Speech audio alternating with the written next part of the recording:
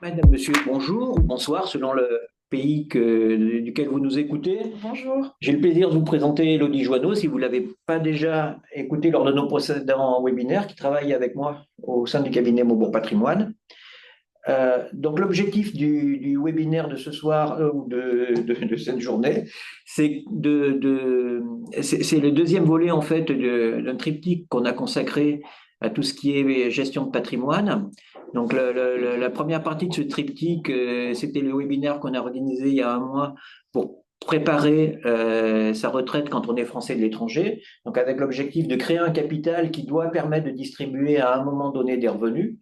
La deuxième partie, celle qui nous concerne aujourd'hui, c'est comment créer un capital avec un horizon relativement rapproché. On a choisi 10 ans pour illustrer la thématique d'aujourd'hui. Et la dernière partie de ce triptyque autour du patrimoine, on l'organisera dans un mois et elle aura pour objet de vous présenter des placements qui génèrent des revenus. Donc un patrimoine qui génère immédiatement des coupons, des dividendes ou des revenus de toutes sortes que vous pouvez percevoir. Alors, les règles du jeu de ce webinaire, c'est que Elodie et moi-même, surtout moi, on doit tenir dans un délai de 45 minutes à peu près. Donc, ça nous a contraints à être le plus synthétique possible, de manière à vous permettre de poser toutes les questions que vous souhaitez au terme de ce webinaire de 45 minutes. Par contre, ça nous a obligés aussi à être un peu simplificateur sur certains concepts et qu'on pourra vous éclaircir ultérieurement. Ce webinaire sera organisé autour de trois parties. Donc, dans une première partie, ben, vous voyez la thématique de créer un capital de 300 000 euros sur 10 ans sans apport initial. On voit bien que ça ressemble à une équation financière dans laquelle il y a quelques contraintes de durée, de montant à obtenir et de montant de départ puisqu'il est à zéro. Donc, Elodie nous expliquera un peu les termes de cette équation financière et ce à quoi il faut faire attention avant de vous engager dans votre effort d'épargne. Dans une deuxième partie, on aura donc analysé ces différents termes et Elodie pourra vous exposer trois solutions qu'on a imaginées pour vous, accessibles aux Français d'étranger et qui vous permettent de créer du capital sans apport initial. Dans une deuxième partie, Elodie et moi-même, on présentera notre cabinet et l'avantage que vous pouvez avoir à recourir à nous en tant que Français de l'étranger. Donc, avant que je laisse la parole à Elodie, les données d'équation financière, ils sont au nombre de trois. Il y a la durée, on a vu 10 ans dans la question qui était posée, le montant d'effort, l'effort d'épargne, comment je le réalise, est-ce que je le réalise en une fois ou en plusieurs fois, et enfin tout ce qui tourne autour du rendement. Voilà les termes principaux de l'équation. Elodie, dites-nous en plus. C'est finalement assez, enfin, c'est une démarche que vous devez faire de manière assez personnelle. Il n'y a pas forcément de réponse toute faite, et c'est vraiment ça qui va après amener aux solutions qui vous conviendront le mieux. Donc, dans un premier temps, il y a l'horizon d'investissement. Plus on a un horizon d'investissement qui est long devant nous, plus on va pouvoir se permettre d'aller sur des supports dynamiques. Bien évidemment, si vous avez un capital ou en tout cas une mise de départ, mais que finalement vous avez que 2 ou 3 ans devant vous, bah forcément, on va plus sécuriser votre capital et on va moins pouvoir se projeter sur des supports dynamiques. Euh, qui dit support du coup plus dynamique, dit plus volatile. Et ça, de toute façon, on reviendra dessus par la suite. Ensuite, après l'horizon d'investissement, ça va être l'effort d'épargne. Quels sont les moyens que vous allez vous donner pour cet investissement de manière régulière ou de manière graduelle dans le temps. Ça permet aussi surtout de pouvoir lisser la performance et surtout lorsqu'on va s'orienter sur des placements qui vont être de plus en plus dynamiques.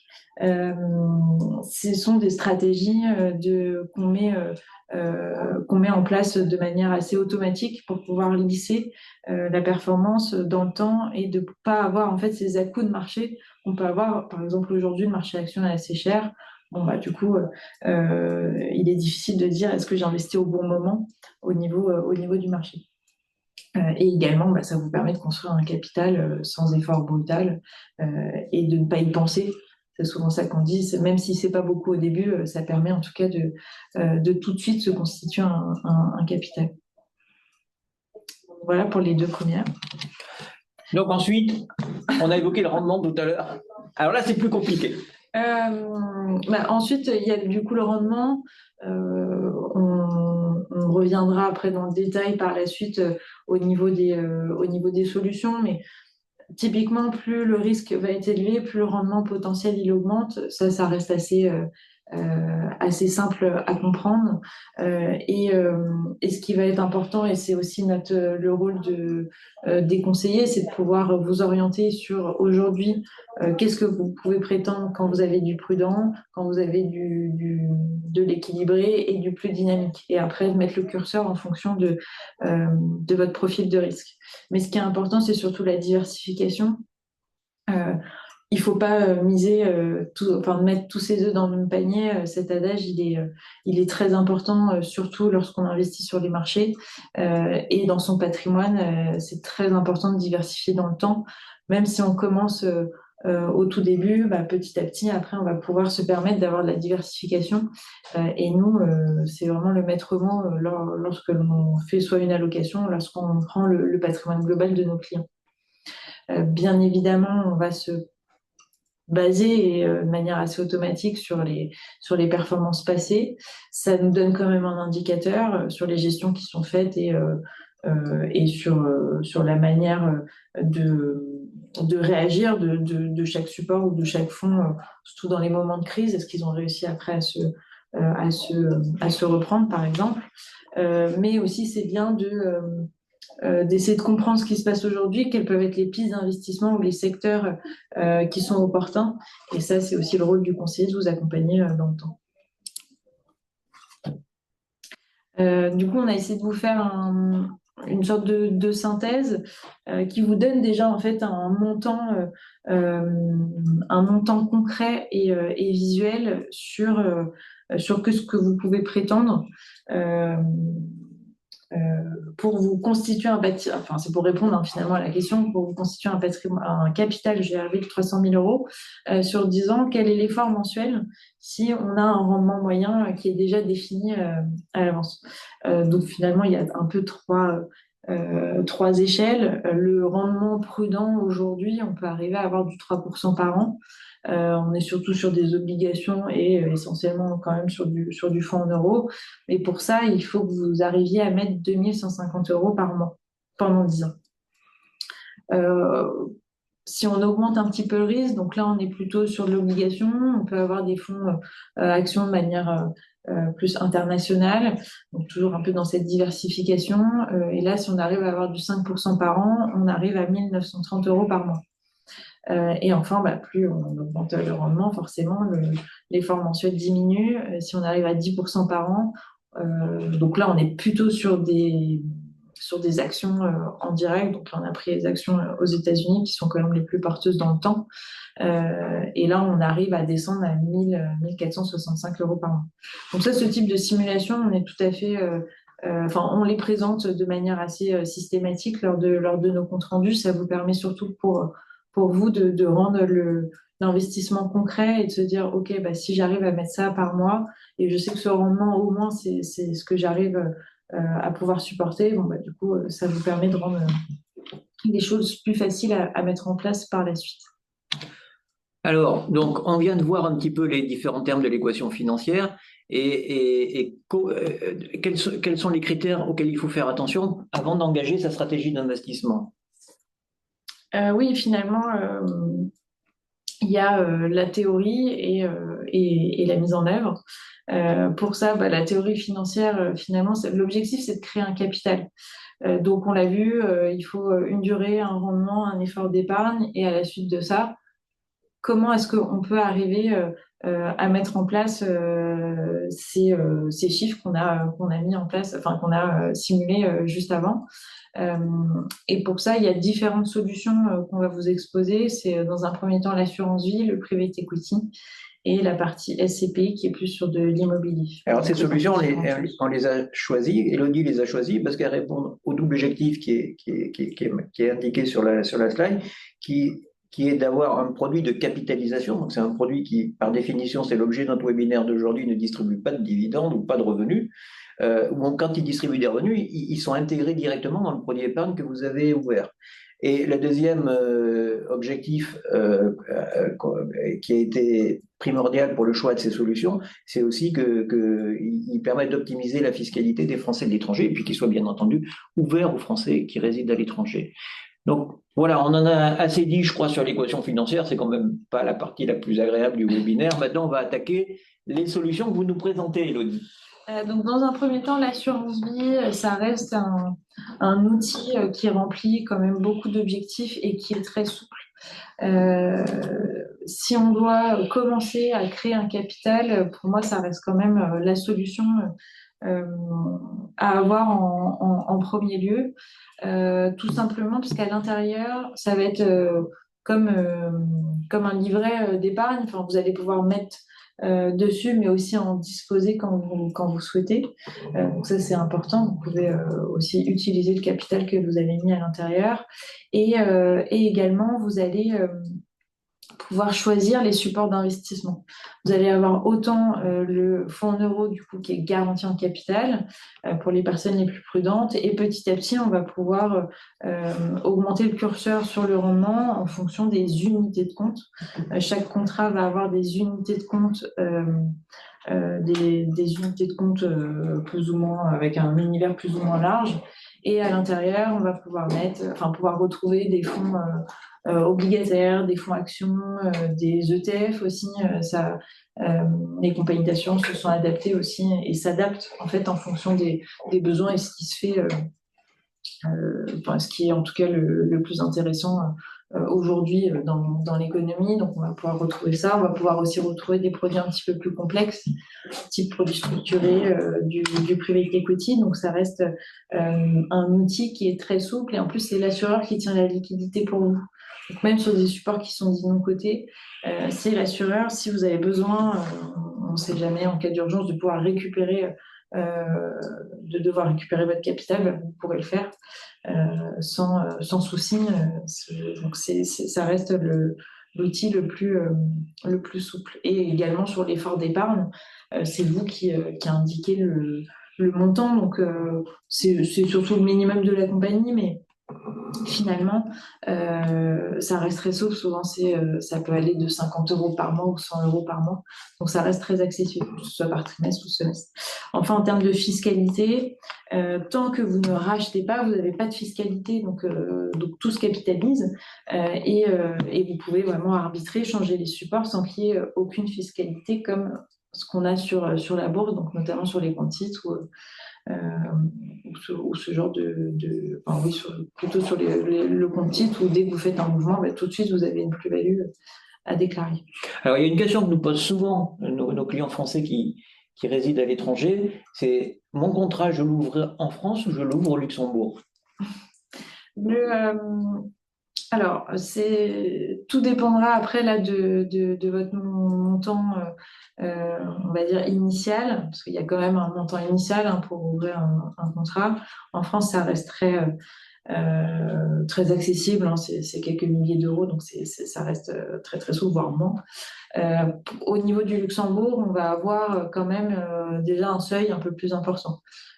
Si vous n'avez pas 100 000 euros à investir dedans, bon, ça n'a pas forcément de sens parce que les frais vont être quand même un peu plus forts.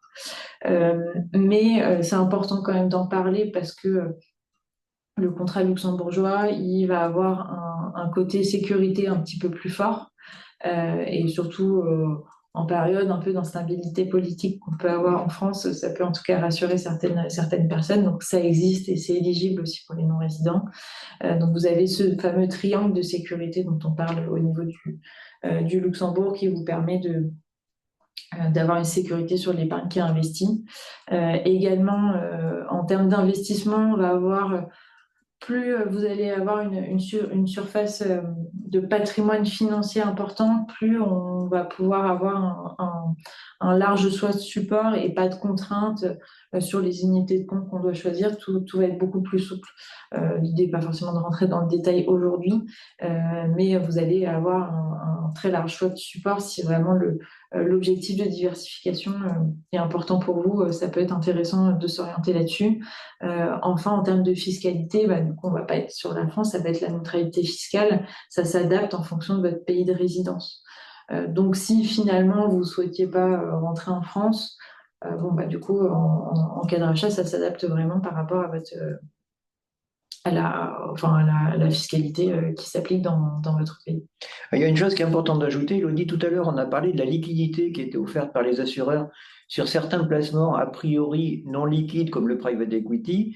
Donc ça marche bien en France, mais au Luxembourg, on n'a pas cette liquidité en fait. C'est l'assureur luxembourgeois. Si vous voulez racheter à long terme la partie relative au private equity de votre contrat, il va vous rendre votre contrat et vous devrez le vendre, vous débrouiller de le céder vous-même. Donc il n'y a pas cette partie liquidité, c'est une contrainte que vous avez sur les contrats luxembourgeois, que vous n'avez pas sur les contrats français.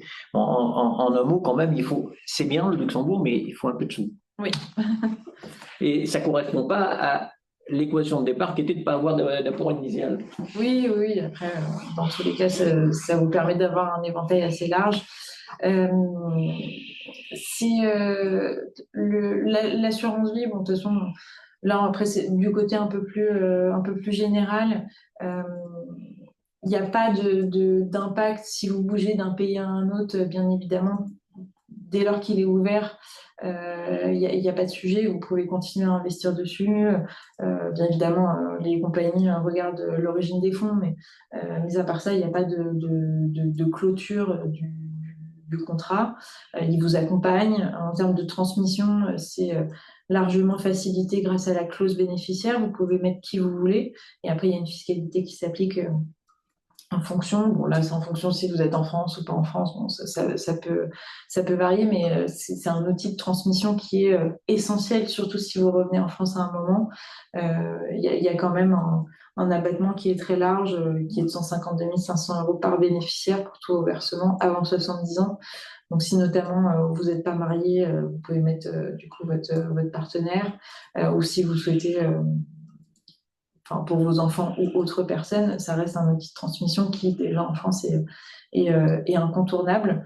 Donc, ça convient d'une part sur cette phase de capitalisation et de se créer un patrimoine, mais aussi sur cette partie successorale qui est, à mon sens, aussi important quand on prépare sa retraite. C'est aussi après pour préparer sa transmission par la suite. Alors, on va revenir un petit peu au fil rouge de notre webinaire d'aujourd'hui, qui est est-ce que ça marche l'assurance vie pour constituer un capital de 300 000 € sur 10 ans sans apport initial?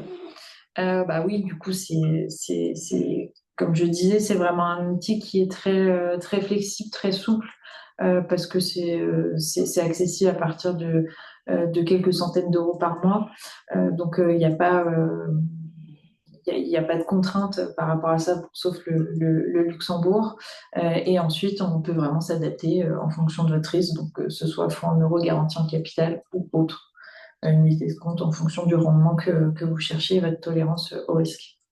Alors, donc, vous voyez, le gros avantage quand même de l'assurance vie par rapport aux deux solutions qu'on va vous présenter ultérieurement, c'est que vous pouvez changer d'avis en cours de route par rapport à votre stratégie d'investissement. Vous pouvez, par exemple, commencer à être plein pot sur les actions, par exemple, parce que vous dites, moi, j'ai le temps et je pense que les marchés boursiers vont monter.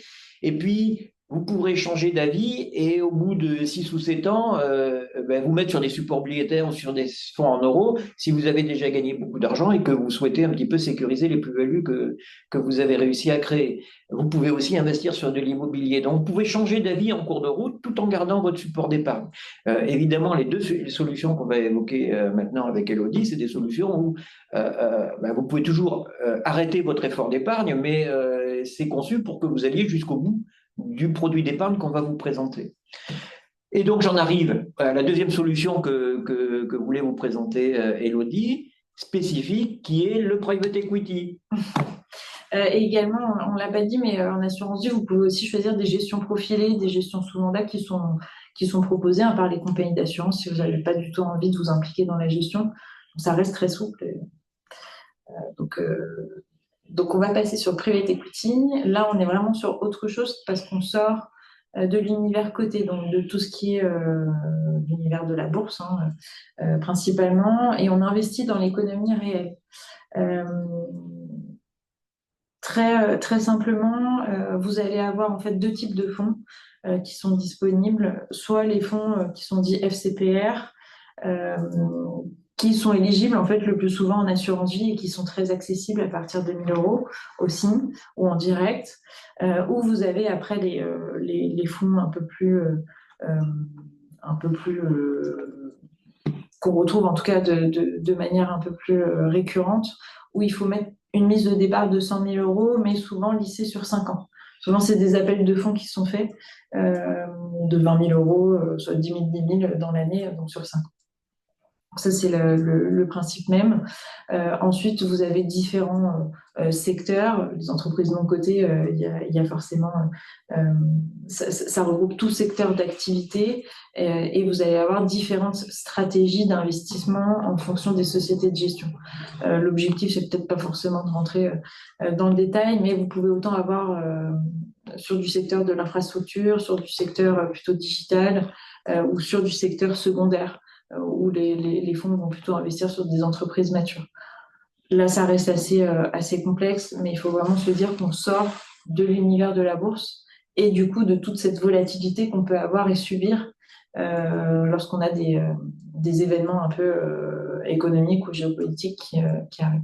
Et l'idée, c'est vraiment d'aider, d'accompagner en fait les sociétés qui rentrent au capital de la société pour un projet, pour de l'investissement, pour soit s'étendre à l'international ou après rentrer en bourse in fine.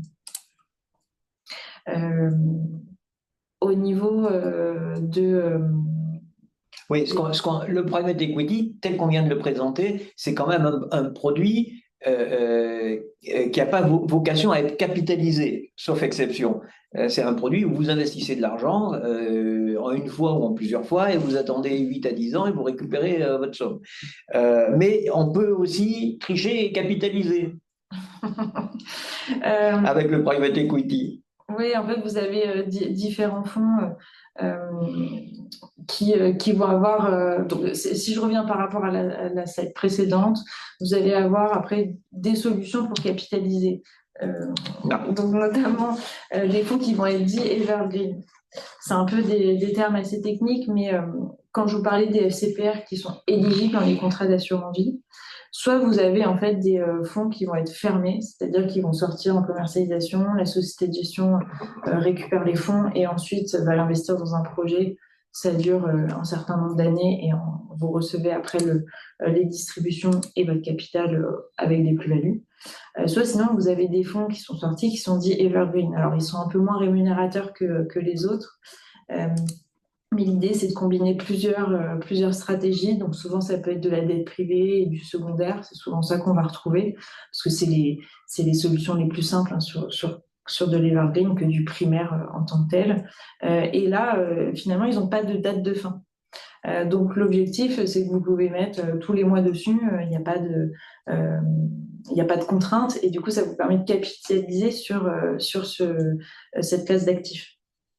Donc, soit vous avez des fonds evergreen qui peuvent être éligibles aussi dans l'assurance vie pour bénéficier un petit peu de cette souplesse en termes de disponibilité ou en termes de fiscalité, finalement aussi derrière.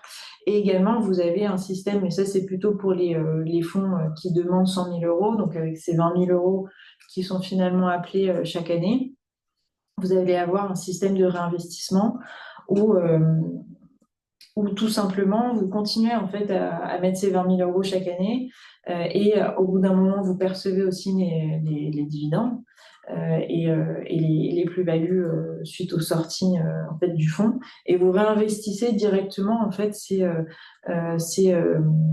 distributions au sein d'un nouveau millésime.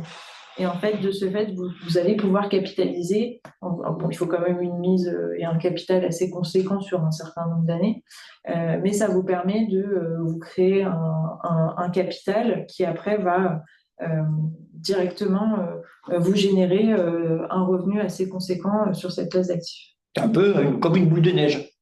comme une boule de neige. Voilà. Et donc, la différence entre l'evergreen et le mécanisme de réinvestissement, c'est l'evergreen. Vous voyez, la société de gestion, elle achète une société, elle la revend, et quand elle la revend, elle va réintégrer le produit de cession dans le fonds. Il ne sort jamais du fonds, l'argent. Et alors que dans le mécanisme de réinvestissement, la société de gestion, quand elle vend la participation, elle le rend aux porteurs de parts du fonds, et donc vous, et c'est à vous de réinvestir dans le nouveau millésime que vous proposera la société de gestion au moment où vous récupérez le produit de la cession. On peut dire ça comme ça. La contrainte de l'Evergreen, c'est que pour faire face aux éventuelles demandes de rachat de la part des souscripteurs, il faut que la société de gestion elle garde dans le fond un peu de trésorerie. Et cette trésorerie pèse un peu sur la performance. Vous aurez du mal à avoir la rentabilité maximale sur un fonds Evergreen. Par contre, vous avez un petit peu plus de souplesse sur les entrées et sur les sorties. Donc, on en arrive à, si on arrive à passer la slide d'après, pourquoi c'est aussi intéressant le private equity, pourquoi c'est aussi autant à la mode? En fait, on va avoir, il faut reprendre par rapport au marché coté où vous allez subir de la volatilité.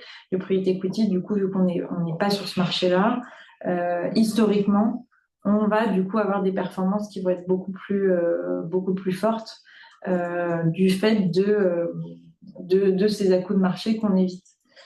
Pour faire assez simple, pourquoi c'est plus performant? Parce qu'on est quand même sur des choses qui sont bloquées avec une durée qui est assez longue. Hein. Souvent, c'est quand même des investissements sur 10 ans. Il y a un alignement d'intérêts qui est bénéfique hein, pour l'investisseur, c'est que ce soit pour la société de gestion, pour aussi euh, les personnes et la direction qui est en place dans les entreprises qui bénéficient de cet investissement et pour l'investisseur. Chacun va avoir un seuil de rémunération qui est proportionnel à la plus-value qu'ils vont mettre en place. Donc, tout le monde, lorsque le fonds est créé, est mobilisé pour générer quand même de la plus-value. Et enfin, ça reste, vu que ça reste un marché qui est quand même très technique, vous avez des experts dans les domaines, donc que ce soit, comme je l'ai dit, vous pouvez avoir aussi des thématiques. Vous allez quand même retrouver des experts très qualifiés pour pouvoir travailler en private equity. Donc, historiquement, ça reste une classe d'actifs qui n'a pas fait de défaut, ou en tout cas très peu, dans le temps. Alors la période est un petit peu favorable parce que, comme vous avez peut-être lu dans la presse, tous les fonds qui ont été lancés juste avant le Covid, avec la baisse des taux qui a suivi le Covid, le prix des sociétés avait beaucoup monté. Et du coup, les fonds ont investi sur des prix assez élevés. Donc les millésimes 2018, 2019, voire 2020, maintenant, les sociétés de gestion doivent revendre les participations et elles se retrouvent confrontées à un marché où les prix sont pas tout à fait les mêmes qu'au moment où les investissements ont été réalisés. Et donc c'est dur en fait, c'est dur pour ces millésimes-là, mais à contrario, c'est un bon moment, il nous semble en tout cas, pour rentrer sur les fonds des millésimes 2025-2026 à tout le moins. Donc les performances que vous voyez là seront peut-être un peu moins bonnes en 2025, hein, la partie bleue d'à côté, là, bleu foncé, mais c'est temporaire, le private equity, il reste sur le long terme la classe d'actifs la plus performante. Alors si on revient à notre fil rouge, Elodie, ça marche les 300 000 euros sans apport sur 10 ans? C'est possible en fonction, toujours pareil, hein, de la mise de départ que vous souhaitez mettre, mais forcément sur le plus accessible reste les investissements FCPR en direct, de type Evergreen, où ça va être quelques milliers d'euros, ou sur des contrats d'assurance vie, les compagnies d'assurance en référence quelques-uns. C'est juste que forcément, vous allez avoir les frais de gestion du contrat, donc ça reste un petit peu moins rémunérateur. Et en fonction de l'investissement ou du secteur auquel ils sont investis, on peut tabler entre 4 et 7, voire un petit peu plus par an. Et sinon, pour les clients qui sont un peu plus avertis et qui ont un capital qu'ils peuvent mobiliser sur 5 ans avec ces 20 000 euros par an, effectivement, vous avez quand même tout l'univers des FPCI qui est quand même beaucoup plus large et beaucoup plus rémunérateur.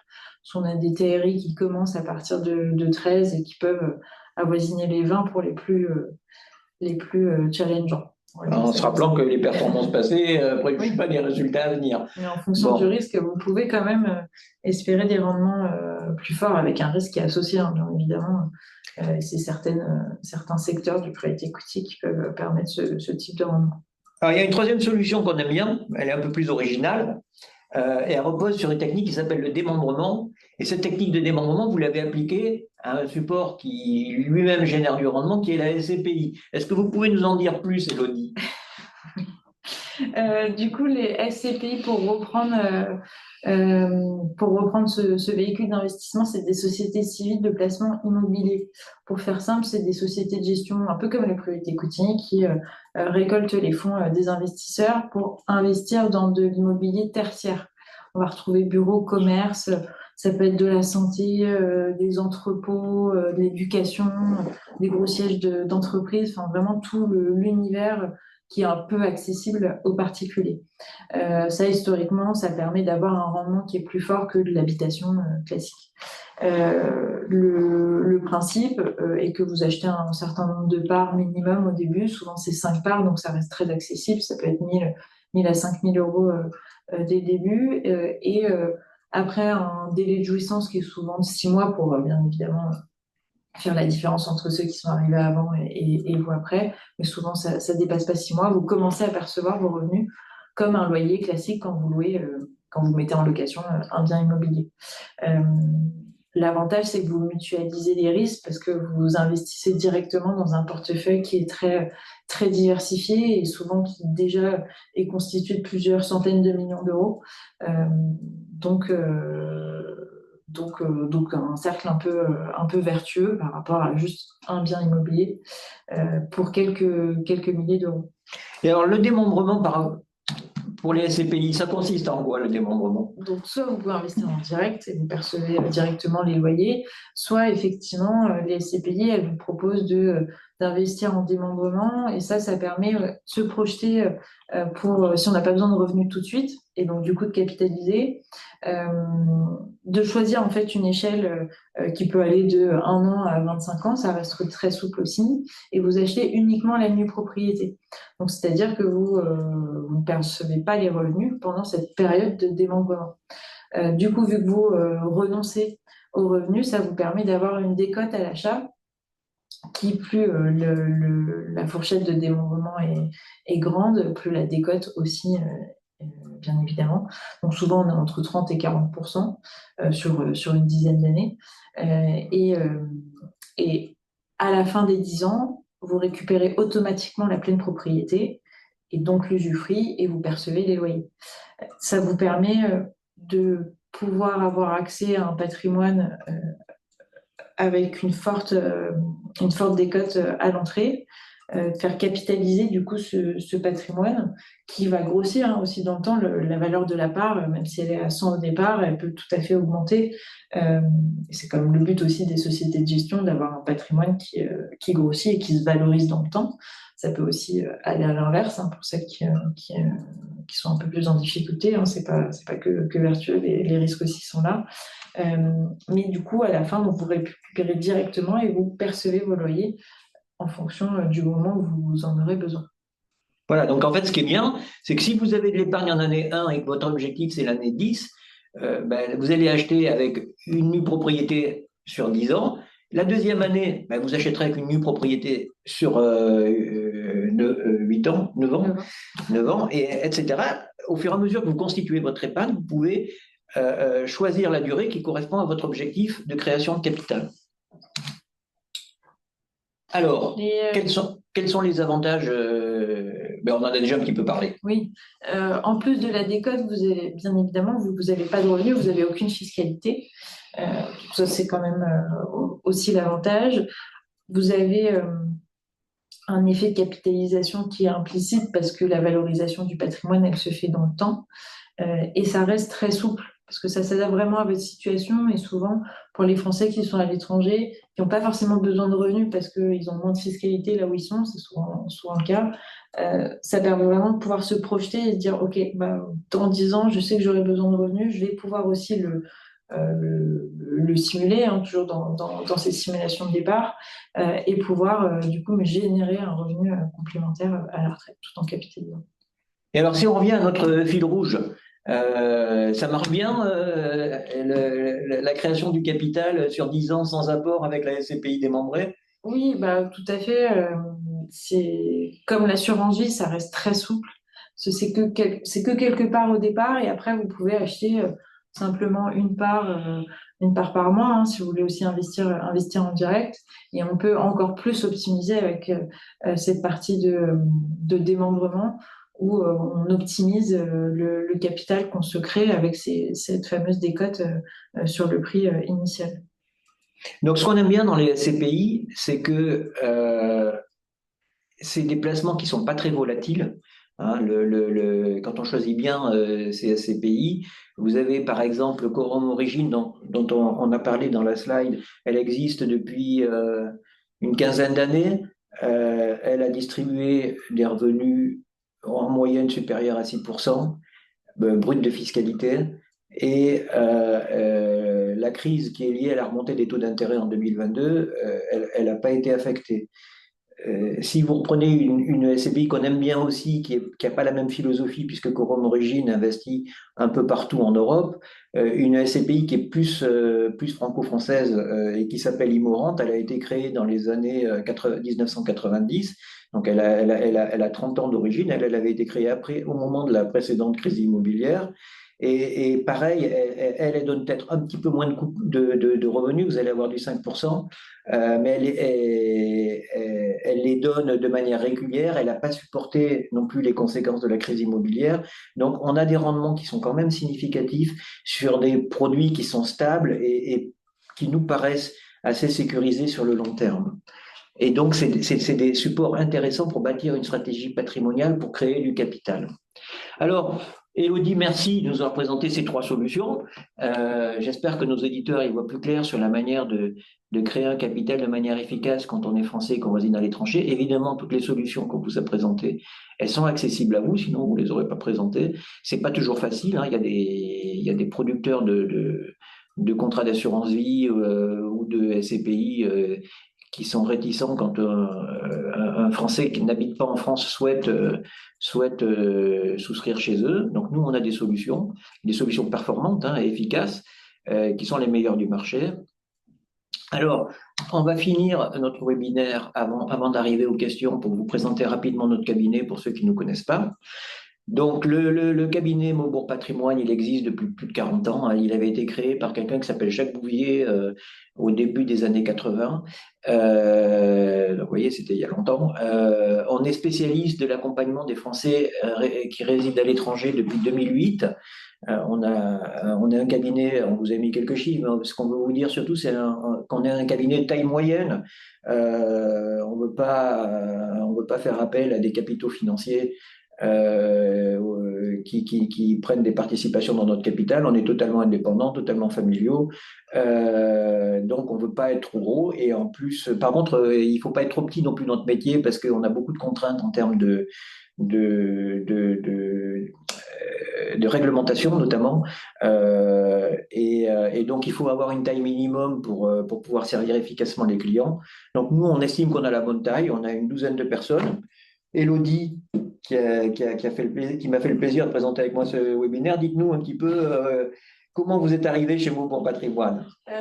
Ça fait à peu près un peu plus de 10 ans que je travaille en gestion de patrimoine. J'ai commencé en banque privée chez BNP Paribas pendant 3 ans. Ensuite, j'ai voulu voir autre chose parce que j'ai vu un peu les limites du modèle bancaire et du coup de retourner dans la partie plus indépendante. Donc, j'ai fondé un cabinet avec une autre personne et par la suite, j'ai eu l'opportunité de rejoindre Movo Patrimoine. Donc, j'ai ramené aussi mes clients de l'ancien cabinet et j'ai pu remplacer une personne qui partait en retraite.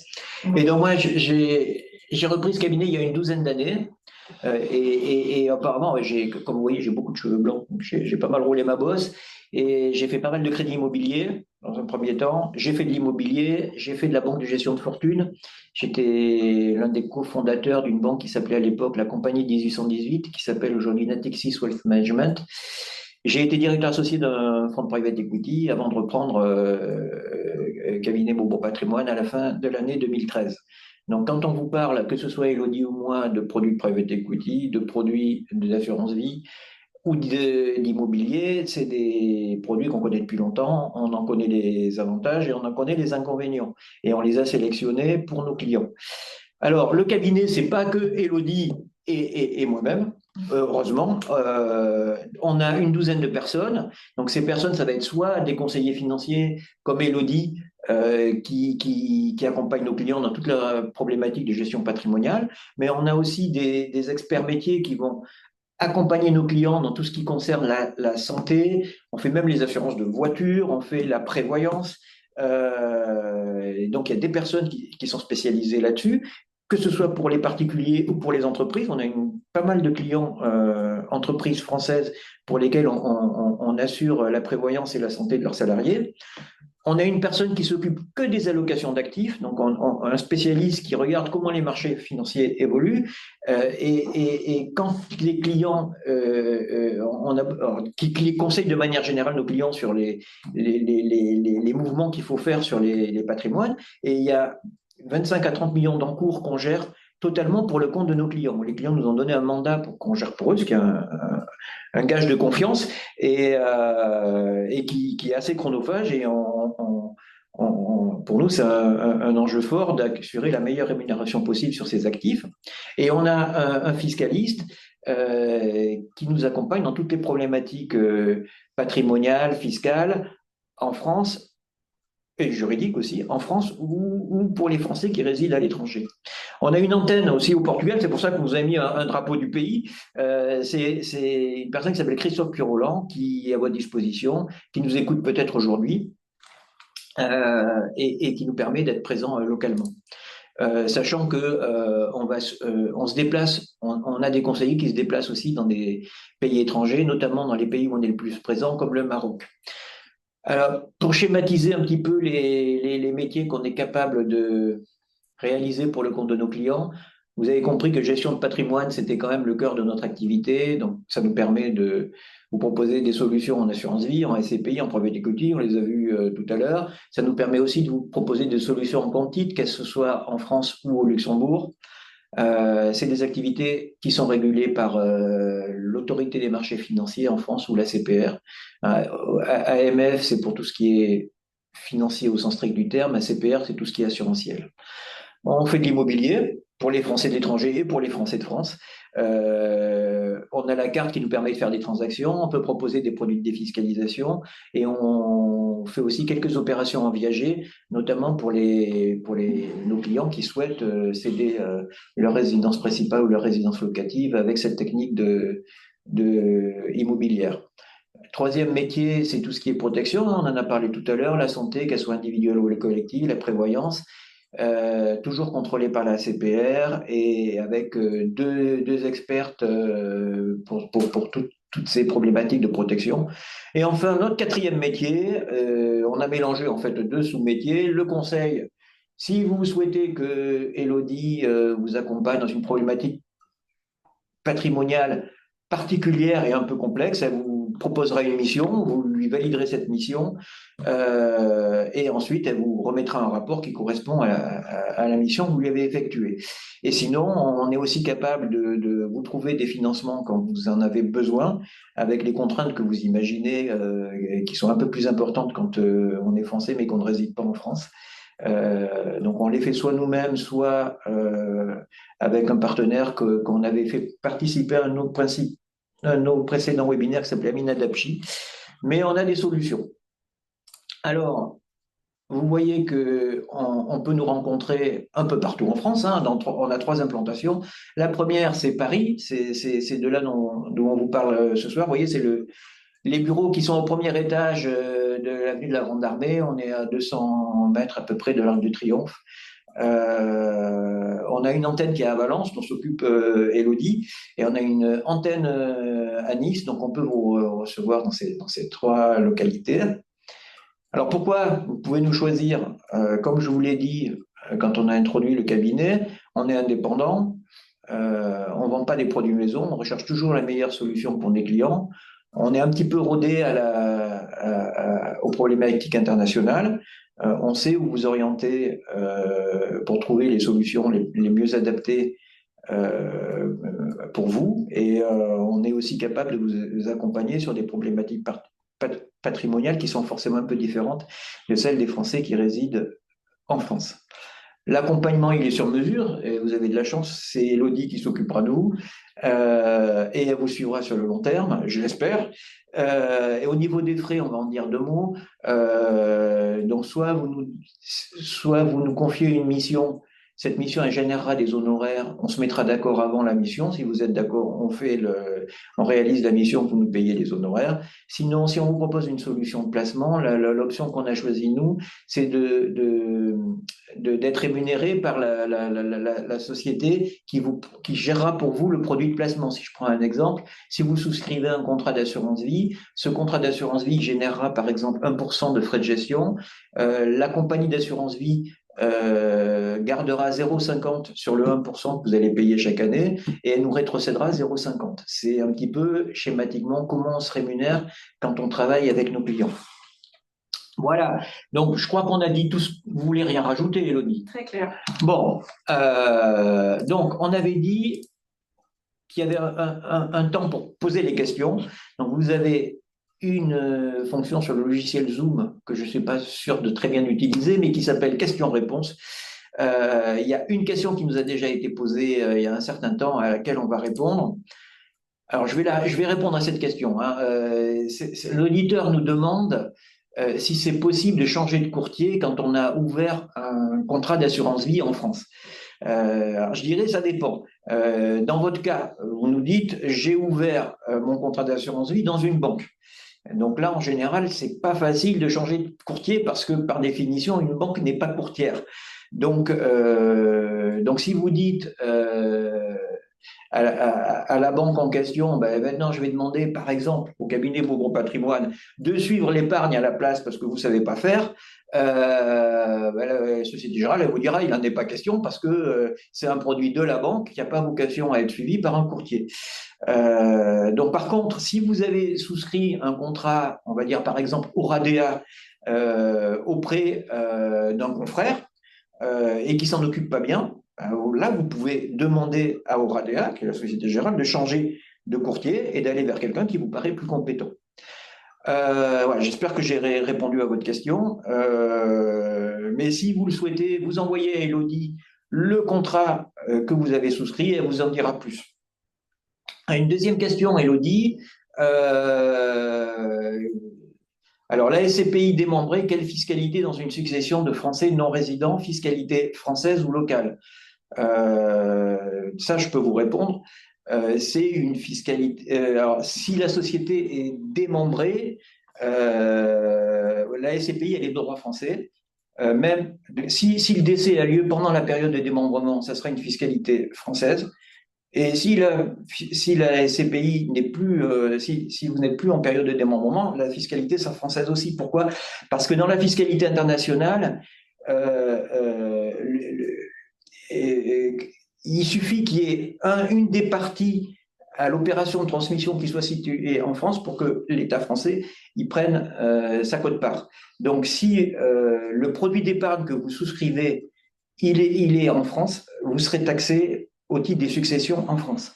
Hein, par exemple, si on prend l'exemple de l'assurance vie, dont Élodie a longuement parlé tout à l'heure, et si vous souscrivez votre contrat d'assurance vie en France, le souscripteur habite à l'étranger, le bénéficiaire habite à l'étranger, au moment du dénouement du contrat, donc du décès, si le contrat a été souscrit en France, ça relève de la législation française.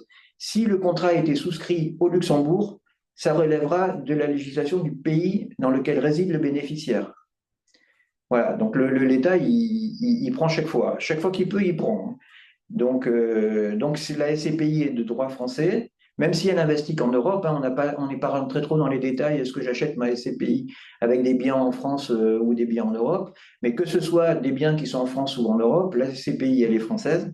Et la partie succession, hein, je dis succession, hein, pas revenu, la partie succession, elle sera imposée en France. Les revenus, c'est différent. Vous ne me posez pas la question, mais les revenus,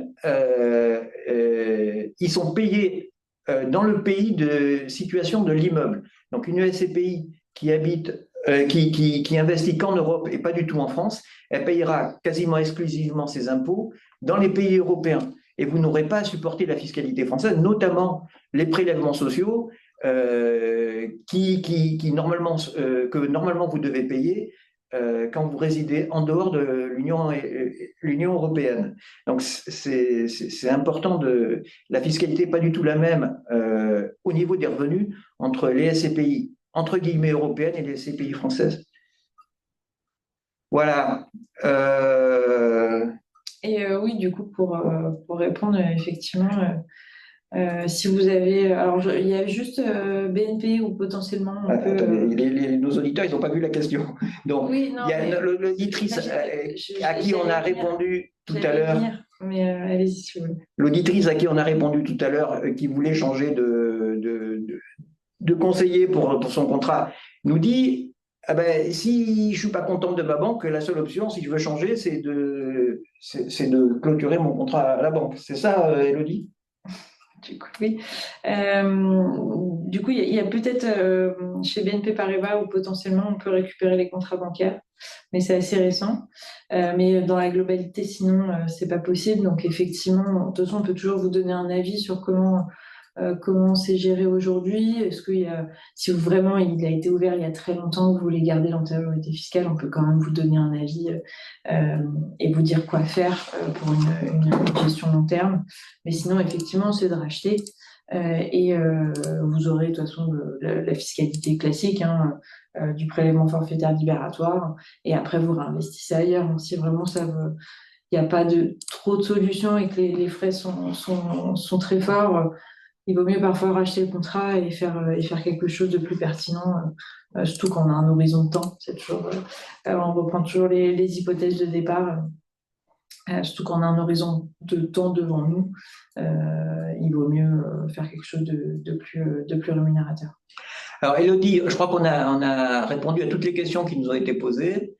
On vous rappelle donc, enfin, on ne vous rappelle pas, mais on vous indique qu'on va vous envoyer un replay du webinaire. On vous enverra les supports de présentation. Il y a une dernière question qui nous a été posée. J'espère qu'on saura répondre. Ah ben non, c'était pas une question, c'était un remerciement. Donc, on vous enverra tout ce qui concerne le webinaire. Vous pouvez vous inscrire au webinaire qu'on organise au cours des prochains mois. Je vous ai parlé de celui du mois de novembre qui avait trait aux revenus, mais on en organise un au mois de décembre sur la transmission et encore d'autres bien après. Donc, si vous allez sur notre page webinaire du site Mobourg Patrimoine, vous pouvez vous inscrire à tous les webinaires qui vous intéressent. Sinon, en vous envoyant le replay, on vous enverra les coordonnées de Élodie. Vous pouvez lui écrire, vous pouvez prendre un rendez-vous avec elle, une visio, vous faites comme vous voulez. Elle est à votre disposition. Et puis, bah, écoutez, je vous remercie de votre patience. Hein. On a tenu, on est resté dans les temps. Élodie m'avait mis une maxi pression, donc on est content. Et Et donc, je vous remercie de votre attention. Je vous dis à très bientôt, j'espère. Merci beaucoup. Et je remercie Élodie. Au revoir. Au revoir.